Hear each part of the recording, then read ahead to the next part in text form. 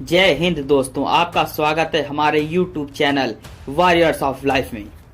जब भारत के ऊपर घुसपैठिए मुगलों के अत्याचार के काले बादल मंडरा रहे थे, जब भारत चारों तरफ से शत्रुओं से घिर चुका था, तब हिंदू सम्राट राणा सांगा जी की गर्जना से पूरा मुगल साम्राज्य कांप गया था। तो आइए शुरू करते हैं भारत माता के वीर सपूत राणा सांगा जी की अमर वीर गाथा। वर्ष 1509 में राणा सांगा ने मेवाड़ की गद्दी संभाली। उसके बाद उन्होंने सभी हिंदू राजपूत रियासतों को एक किया। एक मजबूत ताकत के साथ एक नई सेना का निर्माण किया, जिसके बाद राणा सांगा ने ईडर प्रदेश पर हमला कर दिया। ईडर का राजा, जो गुजरात के सुल्तान महमूद शाह का पूरा समर्थन करता था, राणा सांगा के हमले करने के बाद वे गुजरात भाग गया। जिसके बाद राणा सांगा ने अपने सरदार को ईडर का मुख्य प्रहरी बना दिया। ईडर प्रदेश के साथ कई राज्यों पर भगवा ध्वज लहरा दिया गया। इसी के साथ राणा सांगा जी की सेना पहले से अधिक शक्तिशाली हो गई और एक भयंकर युद्ध का शंखनाद हो गया। हिंदुओं को एक होता देख और हिंदुओं की बढ़ती ताकत को देखकर इब्राहिम लोदी ने मेवाड़ पर 2 बार आक्रमण किया, लेकिन उसे दोनों बार हार का सामना करना पड़ा। जिसके बाद भारत में हिंदुओं का वर्चस्व बढ़ने लगा। अब हिंदुओं के निशाने पर दिल्ली थी, जिस पर विजय करके हर हिंदू भारत से विदेशी घुसपैठियों को देश से बाहर फेंकना चाहता था, लेकिन वक्त को ये मंजूर नहीं था। इब्राहिम लोदी को हराकर नीच घुसपैठिए बाबर ने मुगलिया सल्तनत कायम कर दी। बाबर ये बात जानता था कि जब तक राणा सांगा हैं, तब तक दिल्ली के पास के सभी राज्यों पर शासन करना मुश्किल है। इसी कारण बाबर ने मेवाड़ पर आक्रमण कर दिया, जिसके बाद राणा सांगा के साथ सभी हिंदू योद्धा एक साथ खड़े हो गए।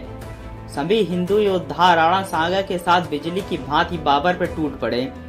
मुगलों ने अब तक सिर्फ छोटे मोटे नमूनों से ही युद्ध किया था, परंतु उस दिन मुगलों का सामना मां भारती के बब्बर शेरों से हुआ था, जिनकी हुंकार और तलवारों की धार का सामना मुगल नहीं कर पाए। बाबर की सेना में भगदड़ मच गई और सैनिक जान बचाकर भागने लगे। इस युद्ध में बाबर की हार हुई थी। अपने सैनिकों को युद्ध से भागता देख बाबर ने उन्हें कई तरह की लालच दिए, लेकिन हिंदुस्तानी योद्धाओं से बुरी तरह मार खाने के बाद सैनिक डर चुके थे, जिसके कारण बाबर की कोई भी लालच काम नहीं आई।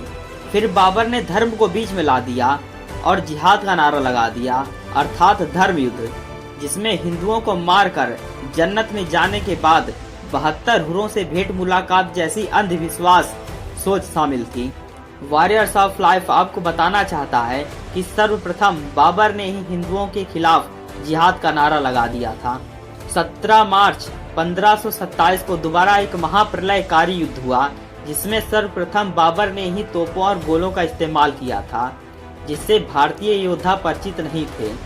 जैसे ही भारतीय सेना आगे बढ़ी, तब बाबर के आदेश पर तोपों का मुंह खोल दिया गया, जिसके कारण हजारों हिंदू योद्धा वीर गति को प्राप्त हो गए। भारतीय हिंदू योद्धाओं के पास परंपरागत हथियार थे, जिससे वह मुगलों का संहार कर रहे थे। राणा अपनी सेना के साथ युद्ध क्षेत्र के बीच में पहुंच गए। इसके बाद बाबर ने सेना को तुलगामा पद्धति अपनाने का आदेश दिया, जिसके तहत हिंदू योद्धाओं के पीछे से हमला करना शुरू हो गया। उसी बीच राणा सांगा को एक तीर लग गई और वो हाथी से नीचे गिर गए। उनके सरदारों ने उन्हें युद्ध क्षेत्र से सुरक्षित बाहर निकाला। घायल होने के बाद भी वे युद्ध करना चाहते थे, लेकिन कुछ समय बाद उनकी मृत्यु हो गई। कुछ इतिहासकारों का मानना है कि उनके सरदारों ने उन्हें जहर दे दिया था। उनकी मृत्यु कैसे हुई, कोई नहीं जानता। अलग अलग इतिहासकार अलग अलग विचार देते हैं, लेकिन इस भारत की धरती ने उस दिन एक महान निडर योद्धा खो दिया था, जिन्हें हर भारतवासी सदैव याद रखेगा।